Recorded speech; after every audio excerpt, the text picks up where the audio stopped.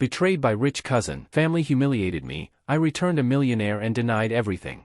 It wasn't a scream that ended Juan's life as he knew it. There were no broken plates, no dramatic door slams, not even a heated argument in the rain like in those movies Adriana used to love. It was a whisper, a sentence delivered with the coldness of someone who'd been rehearsing the moment in front of a mirror for months, waiting for the precise instant to cause maximum damage with minimum effort. Juan, I don't love you anymore, and I think I deserve something better. They were sitting in the living room of his apartment, a modest but cozy place he'd painted 2 weeks earlier, thinking she'd like the ivory color. He paid the rent with effort, stacking overtime hours at the logistics consulting firm where he worked, earning about $2,500 a month. Not a fortune, but enough to live with dignity and save for the future. Or so he thought. Juan looked at Adriana. Those green eyes, the ones that used to watch him with a mix of admiration and tenderness, were now empty, like she was staring at a blank wall. They'd been together for 4 years. 4 years of building, planning, dreaming. He was 26. She was 24. He thought they were a team. Something better? His voice cracked. His mind couldn't process the information. Had he done something wrong? Forgotten an anniversary? She sighed, a sound loaded with impatience, like she was dealing with a slow child. It's not about what you did, Juan. It's about who you are. You're static, boring. You have no real ambition. You settle for this apartment, that used car, those vacations at the local beach. I want the world, and I found someone who can give it to me now. Not in 10 years. The air escaped his lungs. Before he could ask who this someone was, the door opened. Whoever it was hadn't rung the doorbell. Just walked right in. Because he had keys. It was Diego, his cousin. Diego was 2 years older than Juan, the golden child of his Aunt Patricia and Uncle Manuel. He grew up surrounded by luxuries Juan's parents, Catalina and Luis, could never afford. While Juan studied on scholarships and worked nights, Diego received new cars every birthday and traveled to Europe whenever he got bored with college, a degree that took him 7 years to finish because he couldn't find his passion. Diego entered with that smug smile that always made Juan nauseous. He wore a leather jacket that cost more than Juan's monthly salary. The keys to his new sports car jingled in his hand. Did you tell him already, babe? Diego asked, ignoring Juan's presence like he was another piece of furniture. Adriana stood up and walked toward him. Diego wrapped an arm around her, marking territory, staring directly into Juan's eyes with a mix of mockery and pity. This is a joke, Juan managed to articulate, standing up. His legs were shaking. It's not a joke, cousin, Diego said with a short laugh. It's evolution. Adriana needs a man, not a long-term project. You, Juan spat, feeling anger begin to replace the pain. You're the man, Diego. You don't even pay your own credit card bill. Your parents support you. My parents support me because they know I have potential, Diego replied without flinching. And money is money, Juan. Doesn't matter where it comes from. What matters is who spends it. And I know how to spend it on her. You just know how to save for a future that never arrives. Juan looked at Adriana, searching for a trace of shame, of regret. He found nothing, just calculation. She'd done the math, and he'd come up short. Get out, Juan told Diego, and take her with you. That's the plan, Diego said. Adriana grabbed her purse. Before leaving, she stopped for a moment and looked at Juan one last time. Don't take it personally, Juan. You just didn't know how to take care of me. You let routine kill the magic. Diego reminded me what it feels like to be alive. The door closed behind them. The silence that followed was the loudest sound Juan had ever heard. If Juan thought Adriana and Diego's betrayal was rock bottom, he was wrong. The real blow, the one that truly shattered him, came a week later. During Sunday family lunch, he didn't want to go. The pain was too fresh, but his mother, Catalina, insisted. You can't distance yourself from family, Juan. We're all you have, she said over the phone with a tearful voice. So he went, with the naive hope of finding comfort. That his parents, his uncles, someone, would be outraged by what they'd done to him. He arrived at his grandparents' house, an old mansion where they all used to gather. Upon entering the dining room, he froze. Diego and Adriana were there, sitting together, holding hands, laughing at something Uncle Manuel had said. When they saw Juan walk in, the conversation stopped abruptly. But there was no guilt on their faces. There was defiance. Juan, son, sit down, his father Luis said, pointing to an empty chair at the far end of the table, away from the happy couple. Juan sat, feeling bile rise in his throat. What are they doing here? He asked quietly. But in the silence of the dining room, it sounded like a scream. His Aunt Patricia, a woman who'd always measured people's worth by the brand of their shoes, spoke up. Juan, please don't make a scene. Diego and Adriana are in love. These things happen. A heart doesn't choose. A heart, Juan repeated, incredulous. Aunt, she was my girlfriend until a week ago. He's my cousin. Don't you think that's sick? Watch your words, Uncle Manuel roared, slamming the table. Diego did nothing wrong. He saw the girl wasn't happy and he acted. That's what real men do. They take opportunities. Juan looked at his parents, searching for defense. His mother looked down at her soup bowl. His father cleared his throat, uncomfortably. Son, his father said softly. Maybe you should reflect on what happened. Adriana told us you neglected her, that you worked too much, that you never wanted to go out to nice places. A woman needs attention. attention, Juan. Juan felt like he'd been slapped with an open hand. I neglected her. His voice trembled with rage. I worked 12 hours a day to pay for the apartment, to save for our wedding, to pay off the credit card debt she brought with her. I paid $4,000 of her debt last month. Adriana let out a theatrical sob and hid her face in Diego's shoulder. See what you do? Diego shouted. You're always throwing things in her face. You're a cheapskate, Juan. You count every penny. That's not love. That's a transaction. I don't need to count pennies to make her happy. Because the money isn't yours, you imbecile, Juan spat. Enough. His grandfather intervened from the head of the table. He was a hard man of the old school. Juan, you lost the girl. Accept it like a man. If she left with Diego, it's because Diego offers her something you don't. Don't come to this table bringing bitterness. Here we celebrate family unity. If you can't be happy for your cousin, then you shouldn't be here. Juan looked around the table. Familiar faces. His own blood. And all of them, absolutely all of them, looked at him like he was the problem. Like his pain was an inconvenience to their perfect Sunday family gathering. His parents, the people who should protect him, remained silent, accomplices to his humiliation so as not to upset Uncle Manuel, who, after all, occasionally lent them money for their own failed businesses. Juan realized then a brutal truth. He was the black sheep, not for being bad, but for being the only one who didn't play their game of appearances. Diego was success even if it was fake and financed by others. Juan was effort, and to them, effort without immediate and ostentatious results was synonymous with failure. He stood up slowly. You're right, he said. His voice sounded strangely calm. I shouldn't be here. Sit down and finish your meal. Don't be childish, Aunt Patricia said. No, enjoy your family unity. Enjoy Diego's success. But listen to this carefully. When everything collapses, and it will collapse, because nothing built on lies stands, don't look for me. Don't be dramatic, Diego laughed. Go cry in your poor apartment. We're going to Paris next week. Juan walked out of that house without looking back. As he walked to his car, a 5-year-old sedan that worked perfectly, he heard the laughter resume inside the house. They'd erased him in a matter of seconds. The months that followed were gray hell. Loneliness isn't poetic. It's physical. It hurts in your chest, weighs on your shoulders. Every corner of his city reminded him of Adriana. Every family gathering he didn't attend, and soon they stopped inviting him, was a reminder of his exile. He learned about their lives through social media, a digital masochism he couldn't avoid at first. Photos of Adriana and Diego in Paris, in New York, on rented yachts. She wore new jewelry. He wore Italian suits. His parents called occasionally, not to ask how he was doing, but to tell him how well the couple was doing and suggest he should apologize to Uncle Manuel to recover his place in the family. They have a beautiful apartment in the most exclusive area, his mother would say. Uncle Manuel bought it for them as an engagement gift. You should see the ring, Juan. Enormous. I'm happy for them, he'd lie, and hang up. But hatred is powerful fuel if you know how to refine it. He spent the first weeks drinking and lamenting, until one morning, looking at himself in the mirror and seeing a gaunt, pathetic man, he decided Diego was right about one thing. He was a long-term project. But Diego didn't know what kind of project. Juan quit his job, liquidated his savings, sold everything that didn't fit in 2 suitcases, including the engagement ring he never got to give Adriana, and bought a plane ticket. He didn't want to be in the same city, not even the same state. He moved to a metropolis 2,000 miles away, a place where nobody knew his last name, where nobody knew he was the loser cousin. He got a job at a financial technology company, started from the bottom as a junior analyst, earning barely enough to share a tiny apartment with 2 strangers. But he had a plan. For the next 5 years, he disappeared. He blocked his entire family on social media, changed his phone number and only gave it to his parents with the strict condition they'd only use it for real emergencies. His life became a monastic routine of self-improvement. He woke up at 5 a.m. to hit the gym, channeled all his frustration, all his anger at Diego and Adriana, into every rep, every mile run. His body changed. He stopped being the skinny, hunched guy. His shoulders broadened. His posture straightened. He learned to dress, not with expensive, flashy brands like Diego, but with clothes that fit well, quality fabrics, sober colors. At work, he became indispensable. While others went out drinking on Fridays, he stayed studying certifications, learning new programming languages, understanding the markets. He didn't do it for money, at least not at first. He did it to prove to himself he had value, that his worth didn't depend on Uncle Manuel's approval. After 2 years, they promoted him to project manager. His salary jumped to $85,000 annually. After 3 years, an aggressive competitor recruited him to lead their operations division. Salary, $140,000 plus bonuses. After 4 years, he invested in real estate, bought a rundown duplex, renovated it himself on weekends, learning plumbing and electrical work on YouTube, and rented it out. After 5 years, he launched his own boutique consultancy specializing in logistics efficiency for e-commerce. The money started flowing in. Not daddy's money like Diego's, but money dirty with ink, sweat, and coffee. His money. With success came a mental clarity he didn't expect. He stopped hating them. Hatred requires energy, and he no longer had energy to waste on people who contributed nothing to his life. Adriana and Diego became ghosts, memories of a past life that seemed to have happened to someone else. He started dating again, met interesting women, independent women, women who paid for their own dinners and had their own ambitions. He wasn't trying to fill the void Adriana left, because that void had already been filled with his own self-respect. But the past has a curious way of knocking on your door just when you think you've changed the locks. It was a Tuesday afternoon. Juan was in his office, a suite with a city skyline view, reviewing a $200,000 contract with a new client when his personal phone rang. It was his mother. They hadn't spoken in 6 months. He hesitated to answer, but that old filial instinct, that umbilical cord we never fully cut, made him slide his finger across the screen. "Hello, Juan, son." His mother's voice sounded different. No reproach, no usual condescension. There was fear, and something else. Desperation. "What's wrong, Mom? Are you okay? Is Dad okay?" Yes,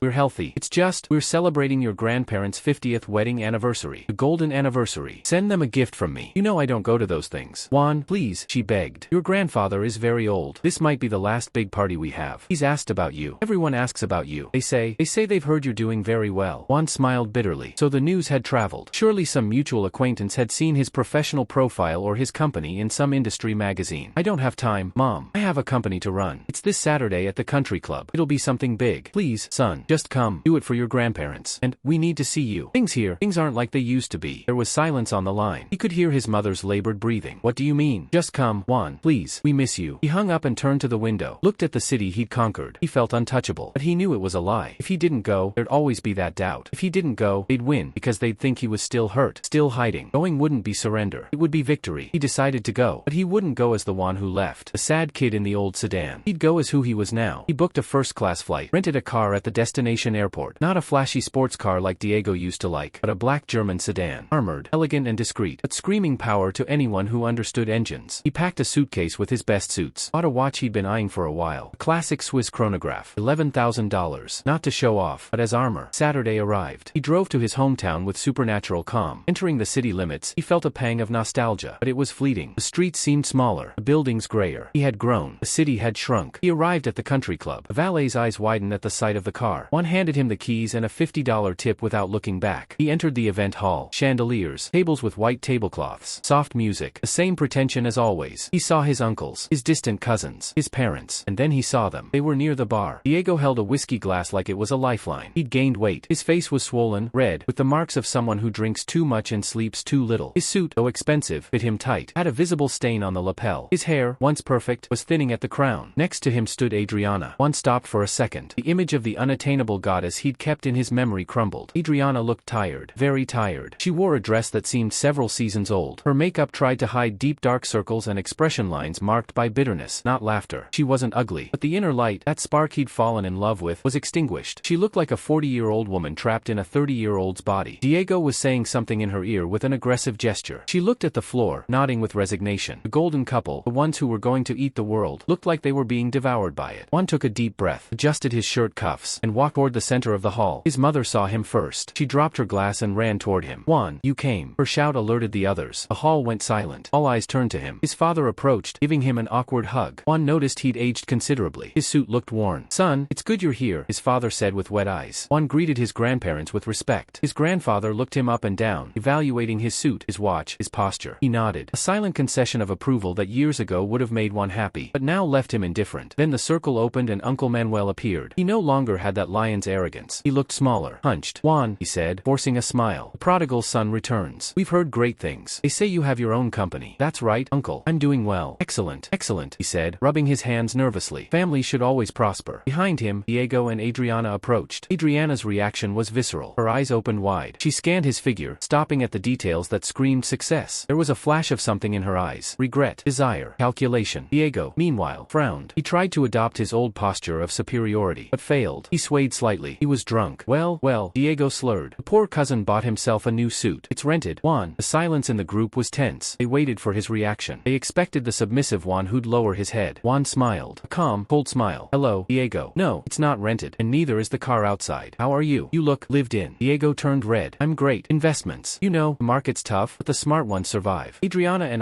we're better than ever." Adriana said nothing, just stared at him. "I'm glad," Juan said, and turned to talk to another relative, cutting the interaction short as if Diego wasn't worth more than 2 seconds of his time. The party continued, but the dynamic had changed. Juan was the center of gravity. Cousins who hadn't spoken to him in years approached asking for business advice or simply to be near him. His parents looked at him with a pride that felt alien and hypocritical. But he noticed something else. There was an underlying tension. Uncle Manuel and Aunt Patricia whispered with his parents, shooting furtive glances at Juan. Diego drank more and more, watching with hatred from a corner. Adriana had disappeared to the bathroom a while ago. Finally, after dinner, his father approached him. "Son, can we talk for a moment in Grandpa's study? Your Uncle Manuel wants to discuss something with you." There it was, the trap. He knew they hadn't called him just out of of love. Sure, Juan said. Juan entered the study. Uncle Manuel, Aunt Patricia, his parents were there. And to his surprise, Diego, sitting on a leather sofa looking like a scolded child. They closed the door. Sit down, Juan, Uncle Manuel said, offering him a cigar. Juan declined. I prefer to stand. What's going on? Uncle Manuel sighed. He looked exhausted. Look, Juan, we know there were problems in the past. Misunderstandings. Diego and you, well, young people stuff. But blood is blood. Family comes first. Get to the point, Manuel, Juan said, dropping the uncle. Manuel flinched at the disrespect, but said nothing. He was desperate. The family business, a construction company, has gone through a rough patch. A series of bad investments. The market changed. And Diego, well, Diego tried to expand into an import business that didn't work out.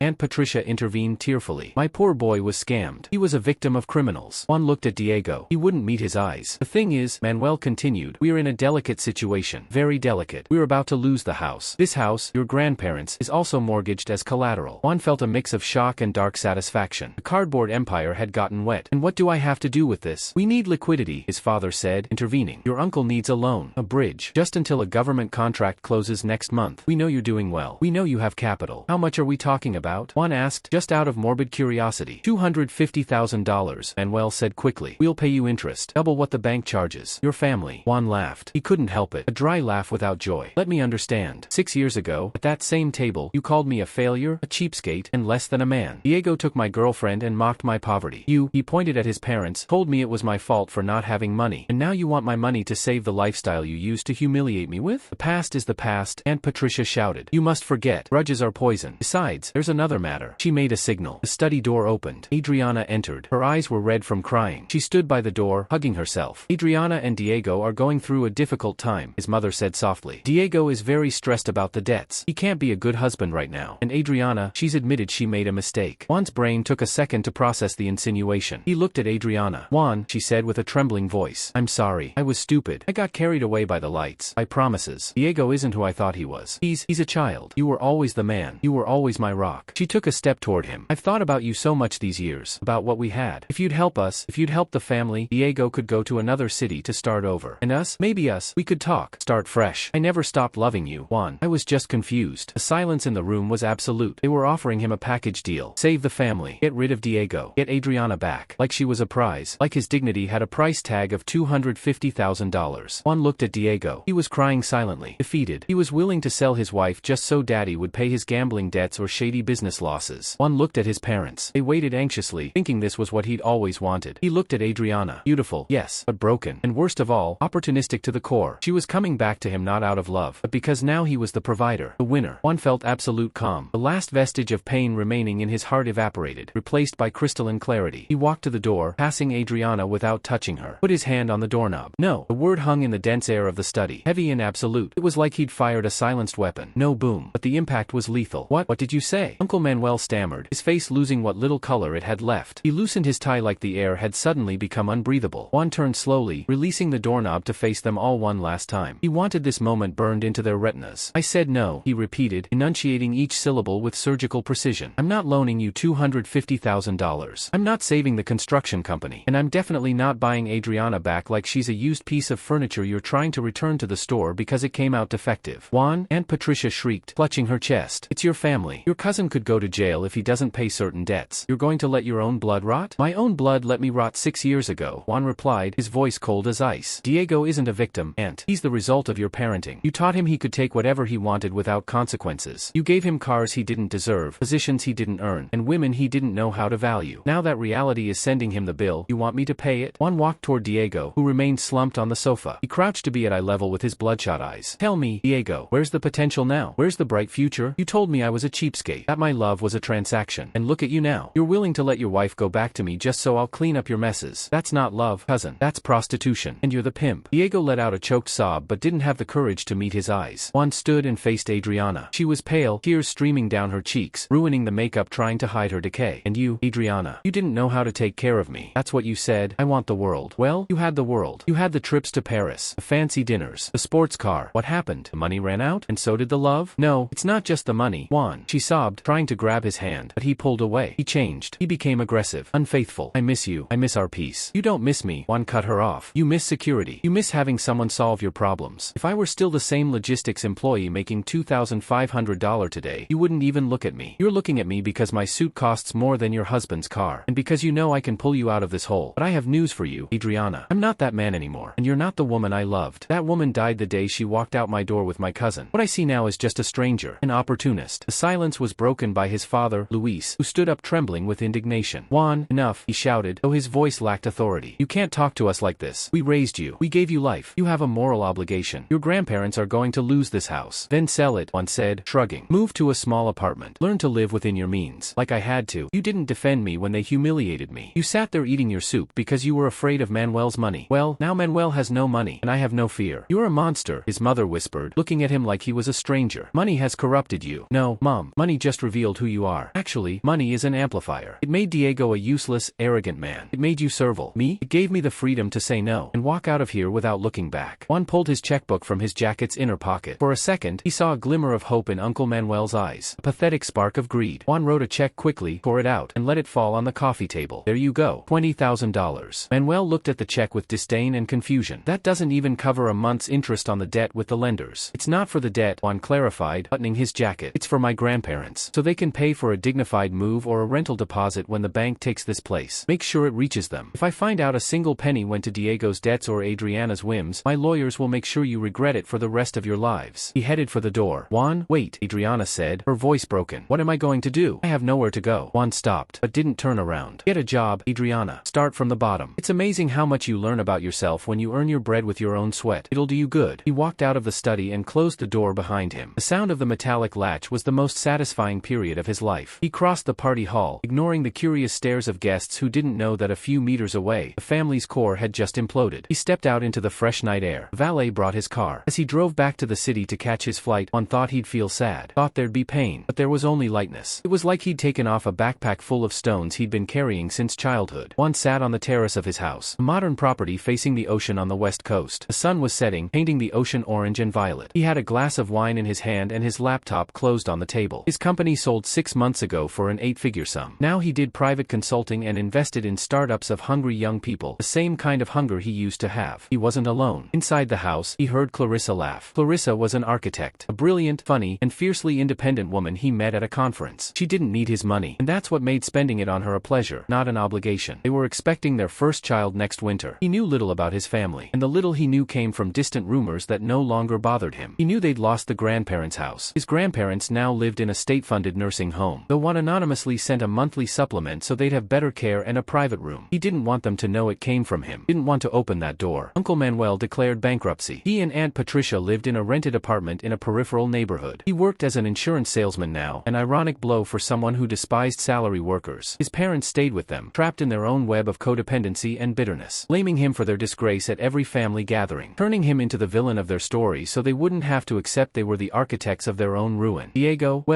had the ending he wrote for himself. Adriana left him 6 months after that night, when it became clear there was no money left to extract. Diego ended up involved in legal problems for minor fraud, spent some time in prison. Now he worked at a mechanic shop under a boss who didn't let him be late. They said he'd aged 20 years in 5. And Adriana, Juan saw her once, a year ago. Pure coincidence. He was on a business trip in his hometown, waiting for coffee at a fast food chain. She was working behind the counter. She wore the company uniform and a hairnet. Their eyes met for a second. He saw shame in hers, the impulse to hide, but Juan felt no satisfaction, no mockery, no desire to humiliate her further. She was working, standing on her own feet, maybe for the first time in her life. He smiled at her, a slight, courteous gesture. He paid for his coffee, left a generous tip in the communal jar, not directly to her to avoid offending her. He left without saying a word. He didn't need to say anything. His life, his peace, his happiness. That was his message. Juan drank the last sip of wine and looked at the horizon. Clarissa came out to the terrace, caressing her barely swollen belly. "What are you thinking about?" she asked, kissing his forehead. "Nothing," he replied, taking her hand. "About how good it feels here, away from the noise." And it was true. The past was a foreign country he had no intention of returning to. He'd paid the price of loyalty to himself, and it was the best investment he'd ever made. So let's break this down. Juan didn't win because he made money. He won because he learned the only lesson that matters. You can't negotiate with people who see you as a transaction. His family didn't love him. They loved what they thought he should provide. Adriana didn't want him. She wanted a lifestyle. Diego didn't respect him. He resented him for not playing the game of pretending wealth equals worth. And when the cards fell, when the fake empire crumbled, they came crawling back, not with apologies, but with expectations. The $20,000 check? That wasn't generosity. That was a scalpel. Precise. Surgical. He gave just enough to prove he could have saved them all, but chose not to, because saving them would have taught them nothing. Some people need to hit rock bottom to understand gravity exists. Juan rebuilt himself in silence. nonsense. No announcements. No revenge plots. Just work. And that's the part they never teach you. The best revenge isn't destruction. It's indifference. He didn't destroy them. He just stopped being their safety net, and they fell on their own. If there's a lesson here, it's this: don't let anyone convince you that loyalty means letting them walk on you. Family isn't a free pass to abuse. Love isn't a leash. And money? Money just shows you who people really are. Juan walked away. He built a new life. Found a woman who didn't need him, but chose him anyway. And that's the difference. Need is weakness. Choice is strength. But let's not pretend he's healed. He's not broken anymore. Sure. But he's different. Harder. Colder. The scar tissue is thick. He'll never trust like that again. He'll never let someone in that deep again. And maybe that's not a win. Maybe that's just survival. But survival is enough. Sometimes the goal isn't happiness. It's peace. And Juan found his peace by walking away from the people who only saw him as a piggy bank or a safety net. He gave them nothing. And that nothing was everything.